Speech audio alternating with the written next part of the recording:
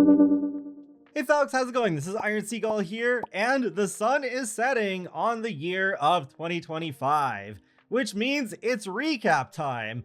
I decided to actually start things out with a recap of Disney Dreamlight Valley. I'll still be doing my traditional one for The Sims one last time, but I feel like there's a lot to talk about with DDV. Overall, I feel this has been the game's strongest year in terms of content. I've been playing since day one of early access, and I don't remember any of the previous years being quite this good. Although there are some negatives as well. Especially I've seen a lot of discourse over the past few weeks about where the game is going and Gameloft getting, well, more money hungry. So there are some concerns that I have that a lot of people have expressed already. And it does make me worried that it's gonna go downhill from here. That this is the best year, and 2026 might not go in as positive of a direction. Let's start with the first update we got this year, which is the Aladdin-inspired Tales of Agrabah. Yeah, that's right, that was this year. That feels so distant now, looking back. But this was a pretty solid note to start on. I don't really have that many bad things to say about this update. We got two highly requested characters, Aladdin and Jasmine. We got a realm to go along with them, and yet there's the house that you unlock for them. I am disappointed that they don't have any interactions with Jafar if you have the Eternity Isle DLC. Definitely a drawback of separating characters like that, but I'm really glad that Aladdin and Jasmine came together. We got Aladdin's gem stall that you can unlock, which is pretty cool. We were able to eventually place that, as well as some of the other stalls in the other DLC locations, which has been super handy for me. The Oasis Retreat Start Path was pretty decent with some desert-inspired fashion and furniture. We got this capybara, a couple of companion houses, a dream style for Aladdin, one for Jasmine.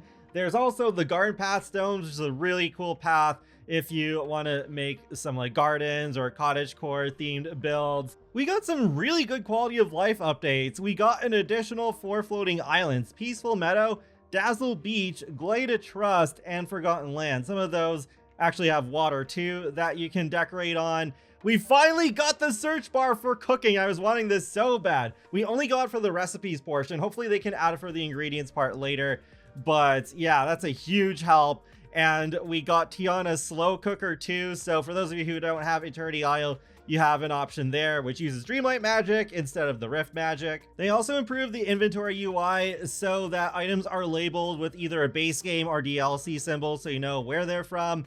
And also, items in your inventory can be marked with a gift icon if they're an item that your villagers want as favorite gifts. We can now pin up to 2 items so that even when the next rotation of Premium Shop happens, those 2 bundles can stay there so you have more time to decide whether you want those or not. Some improvements to houses were made as well, including more room sizes, the ability to take mailboxes away from your secondary houses, and also add a few extra rooms to your additional houses. Though unfortunately they're still only restricted to 1 floor. Oh, and you can also offset the wallpaper designs with this update, which I keep forgetting is a thing that we have. So wow, this update is so much better than I remember. Some really good content, both in terms of quality of life stuff and like the characters we got. The realm I liked a lot too. It definitely was a bit on the larger side, so it was easier to get lost in it. But I still remember enjoying it a lot, especially the last part with the really cool cutscene. So there's that. And we also got some pretty good Scrooge shop items, especially that Vitalist Mines lamp, which is that lantern you can just place on the floor and on a table. Very handy for dream snaps. A couple months later, in April, we would go down the rabbit hole for the Wonderland Whimsy update, which brought us both Alice and the Cheshire Cat from Alice in Wonderland, and we got a realm again. I think this is the first time we ever got 2 realms back to back, and they were both really good. Yeah, it was fun venturing through the maze and all that stuff. And we got the use of the stealth mechanic again. I forgot to mention that was introduced in the last update. They haven't really used it a whole lot since then, which is unfortunate. But yeah, we got Alice at her house there, living in the, the White Rabbit's house. And there we go, we got the Cheshire Cat. So you get Cheshire Cat a little bit later. Love how they wrote his dialogue and how there are options to sass him. Kind of in a similar way to Mother Gothel and Cruella, except Cheshire Cat's not really a villain. He did also bring along the uncrafting station, so you can get resources back from crafted items that you don't want anymore. So that is pretty handy. I love it when there are characters that introduce a special kind of item and not just some like clothing and other items along the way for their quests. We can also upgrade small and medium chests at the cost of Dreamlight. Tables were also upgraded, allowing more space for things to be placed on them. We also got our first photo mode improvements this year, including more poses and more options, including being able to hide certain elements if you don't want them there. The Garden of Whimsy Star Path is easily one of the best ones they've ever done, with a mixture of Alice in Wonderland inspired and Disney fairies items, even some animated flowers. Very cool stuff. Lastly, we got Star Wars content. This was a big deal because up to this point, we only had content from Disney and Pixar. But yeah, we got Star Wars content, but there was no realms or characters or storylines. This was all premium shop content. So we got a lightsaber accessory with poses for photo mode, a Naboo inspired house skin. We got clothing and furniture all inspired by Star Wars, as well as R2-D2 as a companion. Definitely a lot of focus on prequel material. I imagine next year for May the 4th, they'll do content focused on the original trilogy. I don't really want Star Wars or Marvel characters in Disney Dreamlight Valley. They went down that route with Disney Infinity, but I felt like it made sense there. What with the platforming and combat stuff, that goes pretty well with Marvel and Star Wars. But for a cozy game like Dreamlight Valley, I don't think they make sense. Plus, they would also take the chances away of us getting more obscure Disney and Pixar characters. But with the way they handled it here, where it's just extra stuff, I felt that was pretty alright. Fast forward to June, the Mysteries of Skull Rock update. This one was highly anticipated because we had this mystery hanging over our heads for years of what is inside Skull Rock. And we finally found out. It was none other than Peter Pan. While I did have fun with this update, I am a little disappointed at the same time because I was hoping that Skull Rock would be more than just a glorified realm that's not in the Dream Castle. I thought, oh, maybe we're gonna get a new biome. And I was also hoping that Tinkerbell would be here too. Peter Pan was the only character, but we'll talk a little bit more about Tinkerbell later. But it was cool that the Forgotten was more fleshed out into a full character with friendship rewards, and we can finally rename them. We got another photo mode improvement where we can now sit while taking photos. The Star Path was themed around Neverland, where we got some mermaid and pirate themed furniture and clothing. Minnie and Goofy were the ones to get Dream Styles this time around. This one was okay, I guess, but it didn't really stand out to me compared to the previous two Star Paths. We got our first companion bundles, so we finally got Max from The Little Mermaid, and Prince Eric could be reunited with him. We also got the river kit, which is really awesome. We can make our own rivers and lakes with it, though, yeah, that is only in the premium shop, so it's not always available. And we got a big improvement to companions. They're able to pick up stuff for you, and they do have their own mini friendship track that goes up to level 5.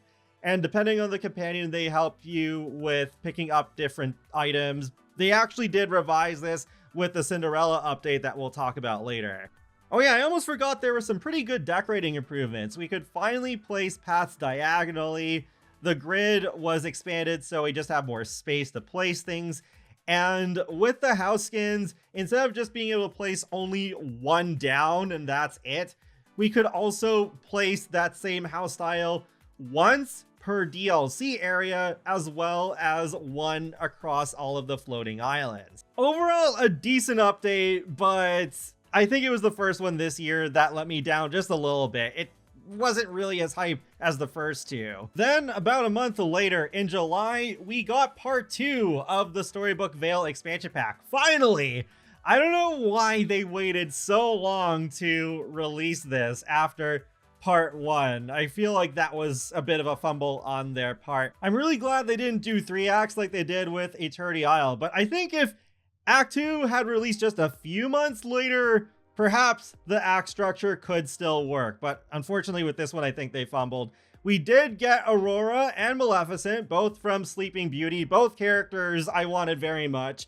The story, though, I feel like it ended a little too quick. It was interesting, but to have this separated off into its own content drop, I think we could have got more content with it.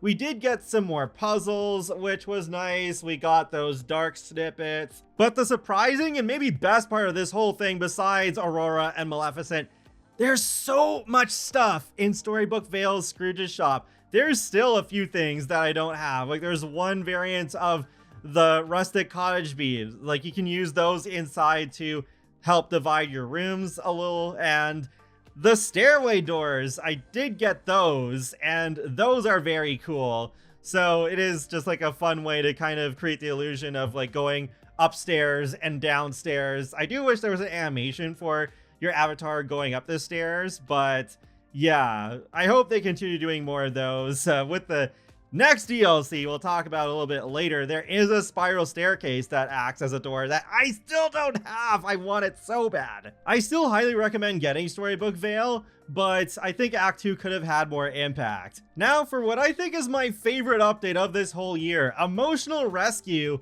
which is inspired by Inside Out. So we got an Inside Out realm that brought both joy and sadness. Still missing all the other emotions, so I think part of this realm just kind of felt like it was setting up for maybe another Inside Out realm update next year or the year after where we get more of the emotions.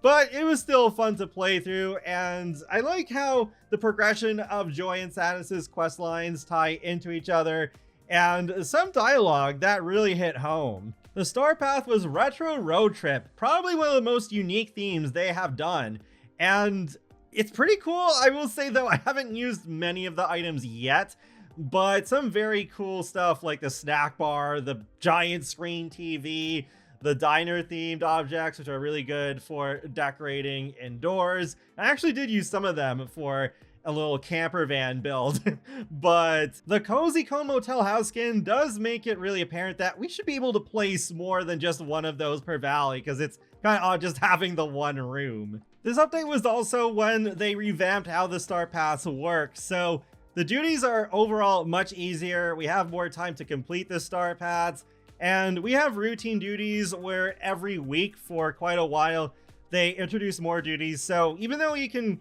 complete most of the star path much quicker, you still need to wait for all the routine duties to unlock in order to get every single reward. The star paths were getting super grindy for me, so I'm glad they relaxed those quite a lot.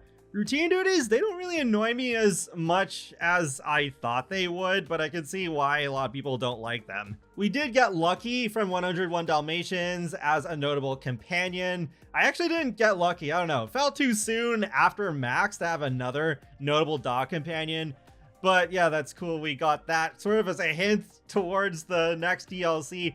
We got diagonal fencing finally. They promised this a while back, though it is not connecting seamlessly to straight fences, which is unfortunate. But this is the update when we were able to place stalls in the DLC locations with resources that go along with those.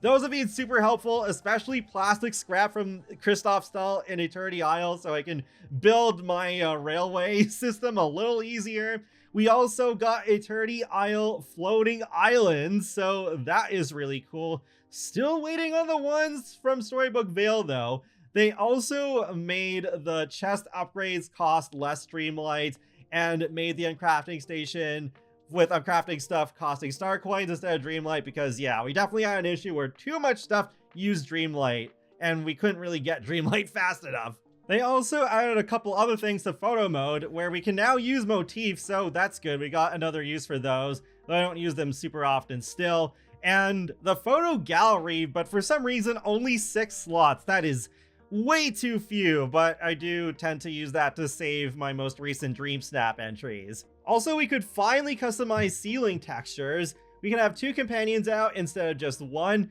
and we can assign certain notable companions to characters that make sense with them. Like Pua and Hey can be assigned to Moana or Maui, Dinah can be assigned to Alice, Max to Prince Eric, the Magic Carpet to Aladdin and Jasmine, and so on and so forth. Very fun update, though only 4 items in Scrooge's shop. You could tell they really were starting to slip here. Peter Pan's update didn't have all that much either, but yeah, you could really see it start to fall off. Then the Return to Beast Castle update. I was not ready for this one, and I don't mean that in a good way. Barely a month after the Emotional Rescue update. That was so fast. That was a big red flag to me. In the end, yeah, this is easily the worst update of 2025 in my opinion. Part of it is personal bias though, like Cogsworth and Lumiere, I don't care much for. I don't think they needed to be full-on characters. They could have just been a combined companion and they'd have some funny banter between each other. But yeah, that's what we got for new characters. We got our first Dream Bundle in quite a while, centered around Belle and the Beast, where you do get a dream style for each, and some nice items, including a gazebo and a dancing animation that they apparently can do around the valley once in a while, though I haven't seen them do that outside of the one cutscene. The wishful thinking star path, though, I will give them this. It is good. It is a pretty good one. I love the whole witchy theme and the items that we got. The greenhouse is a very cool idea, but the pieces I feel a bit cumbersome to put all together. You gotta make sure the walls are rotated in just the right way so they fit against the roof piece, but then you can't place the harvestable trees and bushes underneath the roof. You can still dig holes under them and grow those harvestables, but yeah, for some reason those trees and bushes, you can't do that. So it'd be nice if they updated those pieces. So I'm still trying to figure out where I want to actually place a greenhouse. They also dabbled in a new type of premium shop item, a skin for the Dream Castle, and we'll see that in the next update too. Though for now, it is just the castle. We also got a floating island that is just for an event for the first time, where we had to solve some puzzles that would gradually unlock. I think it was a nice change. They don't wow me exactly, but yeah, at least it is a nice change of pace. Then for quality of life improvements, we got an additional pose for all the royal tools, as well as being able to pose with the phone. We also got the ability to toggle the village blockers, as in the Night Thorns, Splinters of Fate, and Inkies. And we also got a slight revamp of the collection menu. And that's it. Yeah, very little going on here. So this update did feel rushed overall and just, yeah, not that great. Oh yeah, this update also finally unlocked the Teal Baby Dragon and Black Pegasus companions for Storybook Vale. I don't know why they delayed those. They're not even really unique, so that's bizarre. Usually I'm so eager to hop on the latest update on launch day, but with this one, I don't think I did my update stream until at least a couple weeks later. At least I didn't feel down for long, because November 19th marked the release of the third DLC, Wishblossom Ranch, which actually came in all in one act this time around. I'm sorry I missed the boat on doing a full review, but I enjoyed streaming it. It was really fun, and I'm so glad we finally got mounts. That is something I've been asking for pretty much since early access, and the characters are pretty fun. We finally got the OG Disney Princess, Snow White. We got our first Winnie the Pooh character, though it's actually Tigger, not Winnie. And we got Cruella from 101 Dalmatians as sort of an antagonist. She's got some pretty fun dialogue. And Tinkerbell, yeah, who should have been in that Peter Pan update, but here she is. Though even with the wait, we still aren't able to go inside her house. Like, we should be able to use Dreamlight Magic to shrink down and go in, right? I don't know. I thought there was a glitch or something, because they never officially clarify that we can't go inside, at least as far as I've seen. And even though we only got 4 villagers instead of 5, we did get some notable mounts, like Maximus from Tangled, Khan from Mulan, Pegasus from Hercules, and if you get the digital deluxe edition, Sven from Frozen. The biomes I feel like are almost as much of a selling point as the mounts. There it's just so much space. This is the biggest area we have so far. I really need to fix that thumbnail on the rider's helmet though that my avatar is wearing. But yeah, we got the Wishing Alps. We got Glamour Gulch, which has this sort of like, it's hard to describe really. It's got this sort of reddish gothic look to it. And Pixie Acres, which is much more like fairy fantasy. And I do have my gripes a little bit, like Pixie Acres with Sunday Shores. I wish the beach area was a lot bigger. It's like Sunday Shores, but not much of it is the shore. 100 Acre Fields, it is very cool how big that area is. I'm not even quite sure what to do with it yet, but I do wish that some of the areas in the Wishing Alps were that big, because it's like that's the initial area and that's probably where you will have your horse ranch set up. Though I've still had a lot of fun decorating the Wishing Alps. I've done the most there so far. But still, overall, the biomes are pretty cool. Even if the bind is still my singular most favorite area in DDV at the moment. The new companions are pretty cute. Storybook Vale still has my personal favorite combo, but we got the geese, which one of them is a true North Goose, which is basically the Canada Goose, which is really funny, especially considering this game is made in Montreal. And then there's skunks and bees. We got the modular build kits as well, which are really cool. We've had wall piece kits before, but never full-on buildings. You can see the Alpine themed ones here with the houses, and it definitely helps set up more of like a town or even a full-on city if you want to. Maybe that's what the next DLC will be all about. There's also blueprints where they are items you just find out in the world that are broken, and you bring in resources to repair them, and then you can buy more of those to decorate with. So yeah, it's not like a huge deal in the long run, but it is just like a nice little thing to change up the formula. On the note of buildings, they did give us a house skin with the digital deluxe, but initially they gave us the wrong one. Then they gave us the right one while still allowing us to keep the wrong house skin as well. But they only did that for people who logged into the game with the expansion installed on day one. Well, really, they should have just gave both house skins to everyone who owns the expansion. That was really weird. And the wrong house skin actually goes perfectly with the Alpine build kit. So I think they were planning to sell that separately in the premium shop, because they did have some Wishblossom Ranch themed items in the premium shop on day one, like that chicken coop that doesn't have any chickens in it. They did hotfix it later so that it works as a companion house, but that's still really awkward. It should have just had chickens. There are also a couple other areas that I think falter a bit, probably because mounts took so much of this DLC's budget. Like, there's only one new piece of clothing in Scrooge's shop, even though they said that there was going to be plenty of new clothing items.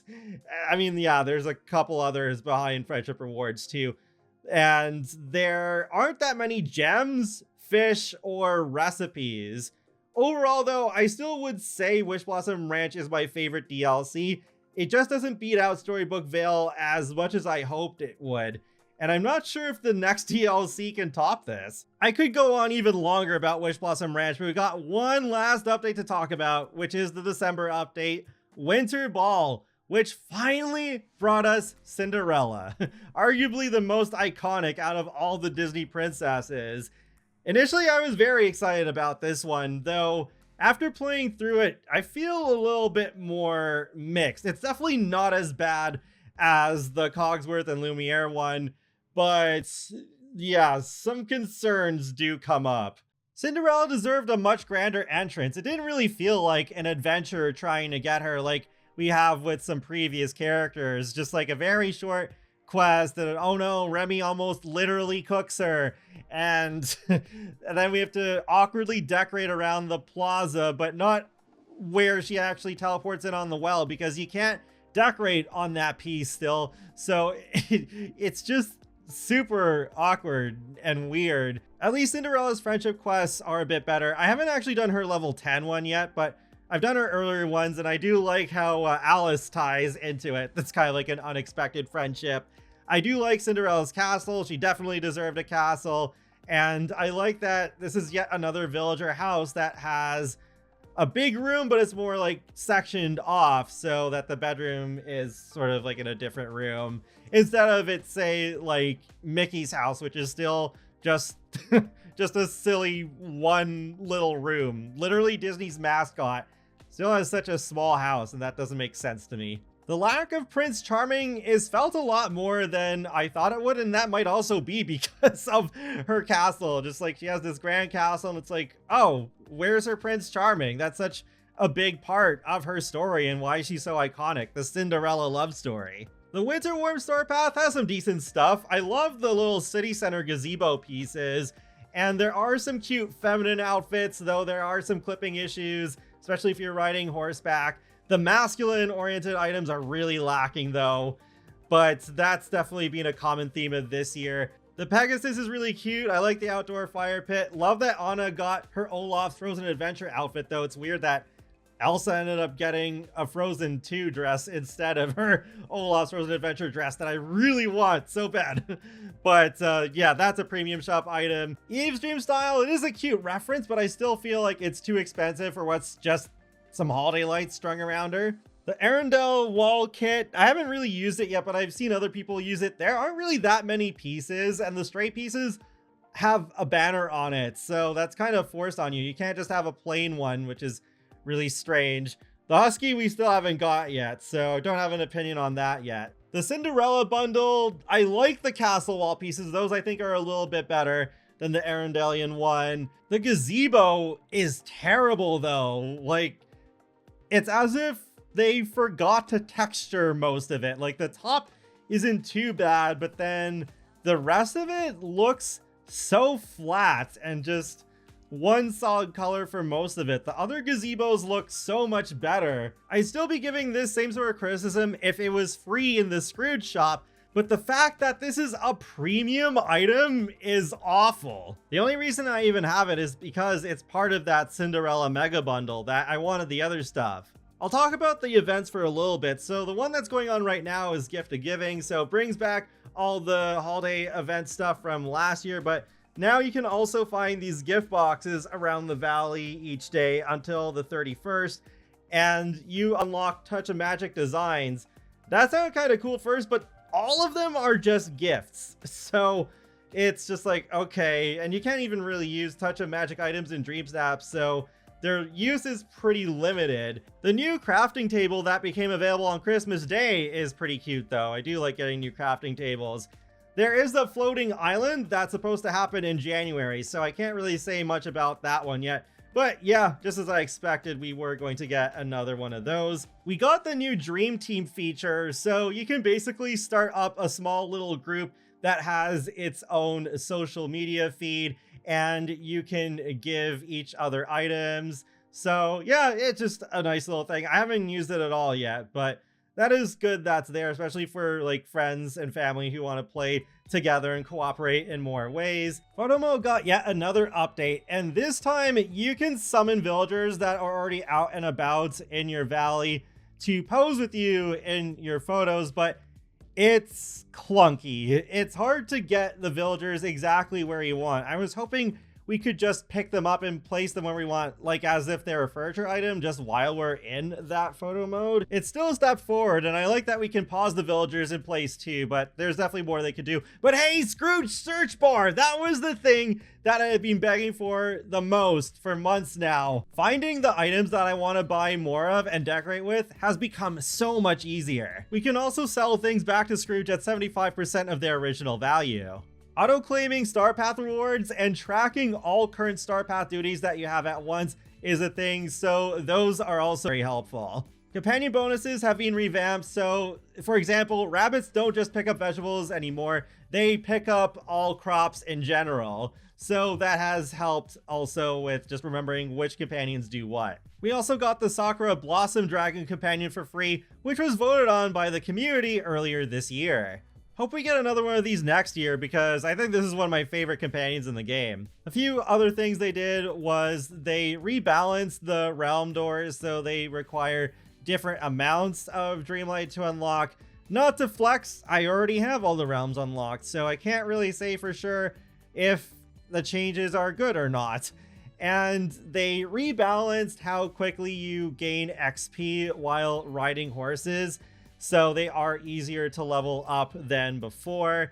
And you can now place stables in Eternity Isle, Storybook Vale, and the base game Valley, though the stable still has snow on it and doesn't have any sort of different style to try and fit in with any of the different biomes, so good luck trying to make it fit in. So overall, some decent quality of life improvements, especially the Scrooge's search bar, and finally Cinderella, but I think we could have ended this year on a better note. Okay, that took a lot longer than I thought, but there was much ground to cover for this year, and I stand by my opinion that this has been the best year for Disney Dreamlight Valley, but there are some critiques that I want to elaborate more on, and I do want to preface this by saying, yes, I know Gameloft is a business, and in order to stay in business, you have to make money. I hate the widespread assumption that the reason someone critiques something is that they don't know what a business is. I don't think I've ever seen that be the case, that they genuinely have no idea what a business is and what their objective is supposed to be in the end. So it's happened to me over the years countless times where someone jumps on me whenever I make the slightest critique of something because they think, oh, that I don't know what a business is, and talk down to me like I'm a 5-year-old and make me out to be some horrible person because, uh-oh, I dare critique a video game online. So I wanted to get that out of the way. This isn't some personal attack against Gameloft employees or your interest in this game.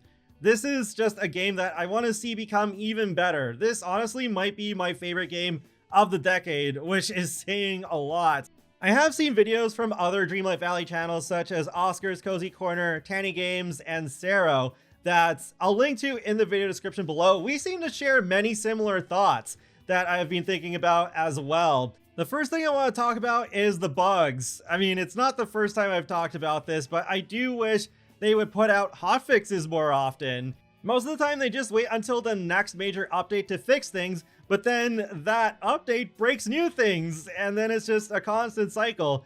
There have been a couple of hotfixes lately, which is good, like the one for the Cinderella update, but then all they fixed were a few things related to Dream Teams.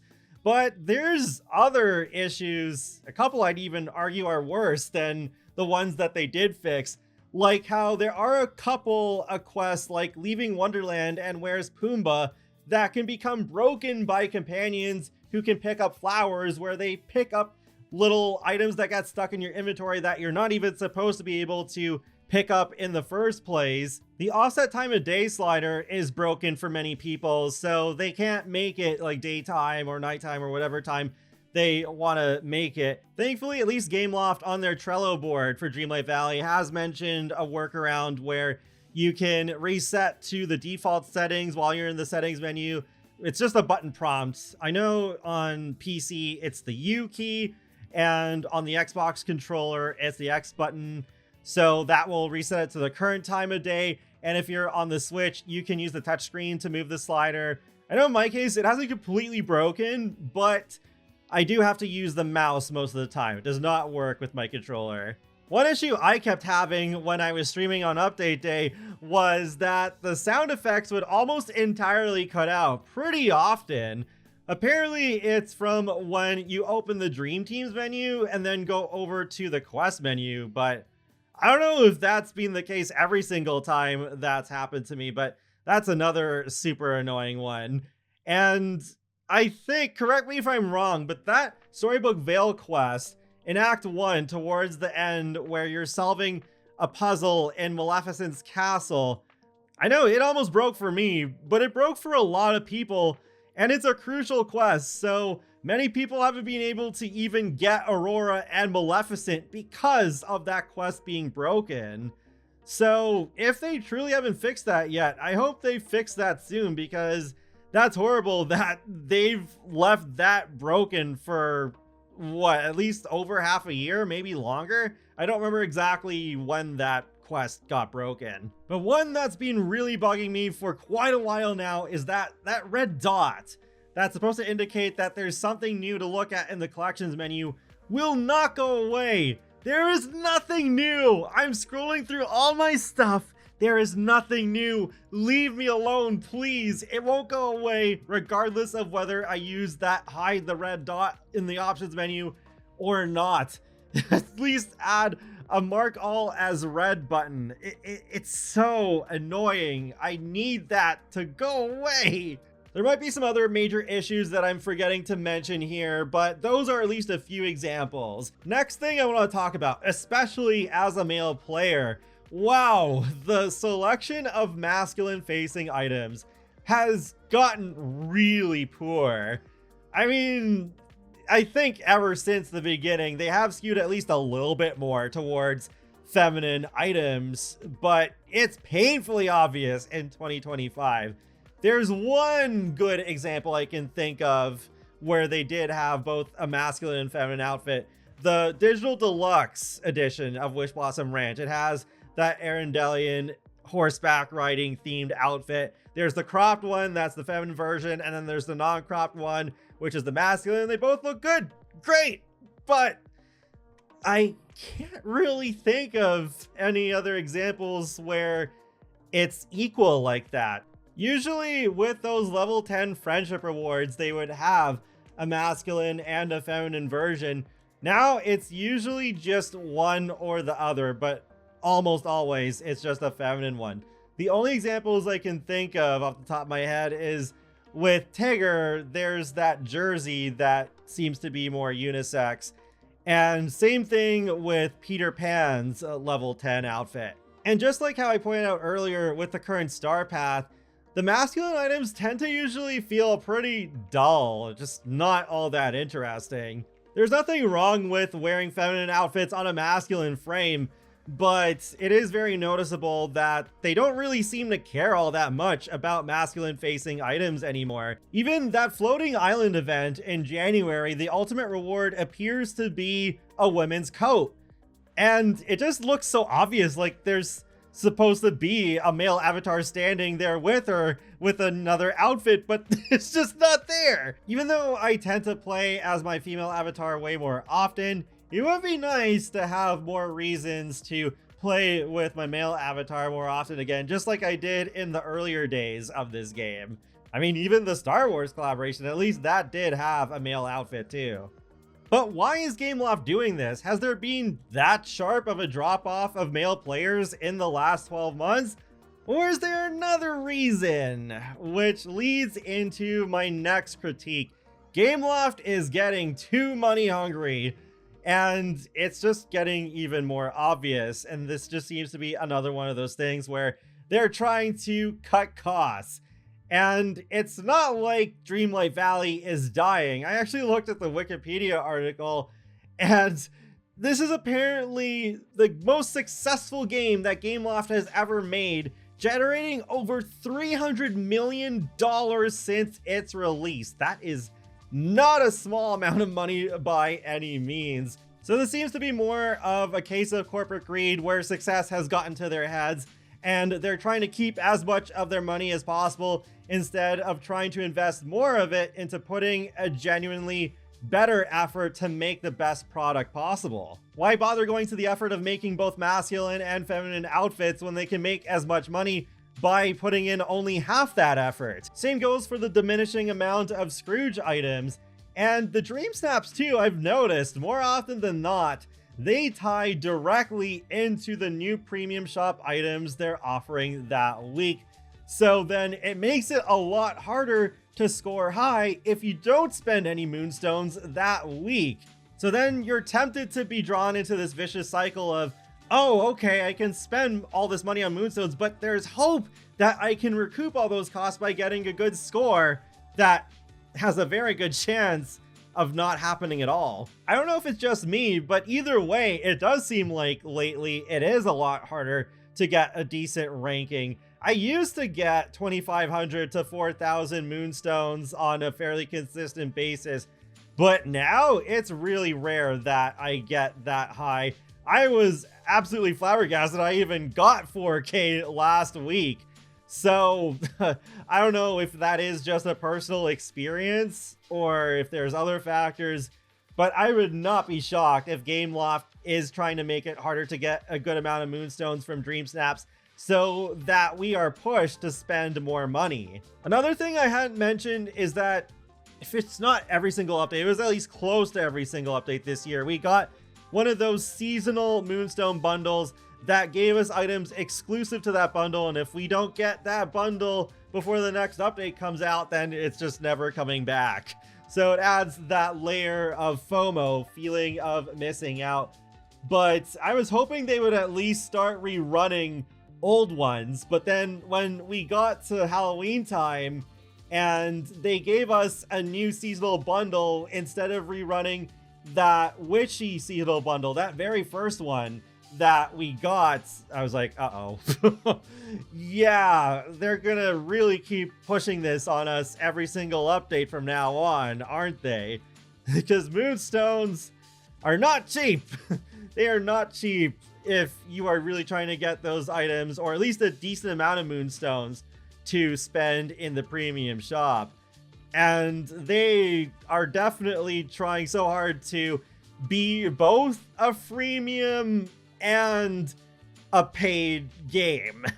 Where, like, yeah, the moonstones are like this premium currency, but you also pay money up front in order to even get to play the game at all. I think the higher ups at Gameloft really regret letting Dreamlight Valley become a paid game instead of their initial promise to become free to play after early access ended. So yeah, it's definitely weird territory that this game is in terms of its monetization. I worry that in 2026, this focus on the premium shop is going to get even worse. And I don't know what's going to happen with DLCs. It is interesting that they put out Wishblossom Ranch all in one act, because then we might go until next fall before the next DLC is out, but then that seems like a long time to not have that. So are they going to try and almost like copy the Sims Forest business model where they're going to have smaller paid DLCs in between? I really hope they don't do that. Oh boy, that would be awful. And I hate that I even said that, but it's not like whether I say that or not, that's going to affect that they do it or not. They might have already come up with that idea long ago. It was funny when I was first streaming the Aladdin update, I was saying the magic carpet glider that we got, that feels like a premium shop item.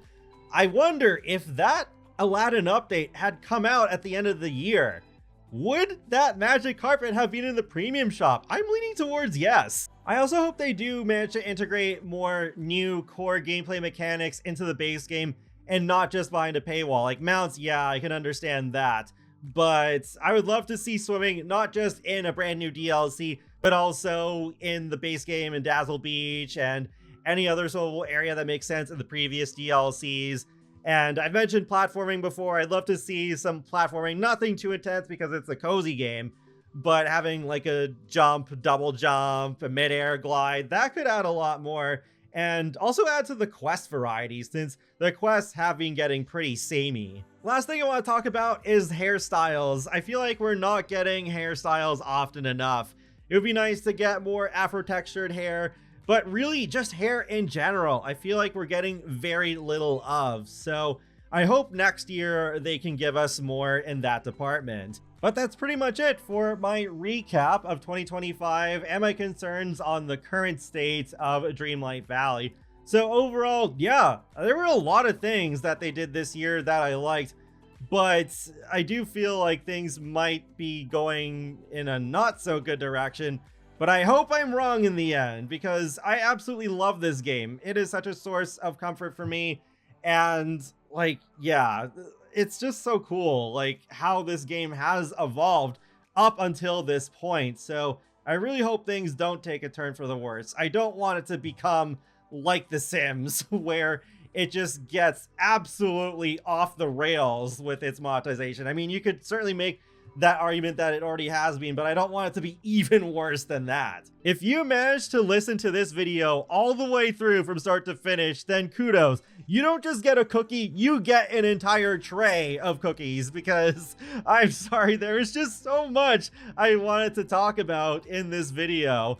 And yeah, feel free to let me know your thoughts in the comment section below. What were your favorite parts of DDV this year? And what were the parts you didn't like as much? And what would you like to see improved in the future?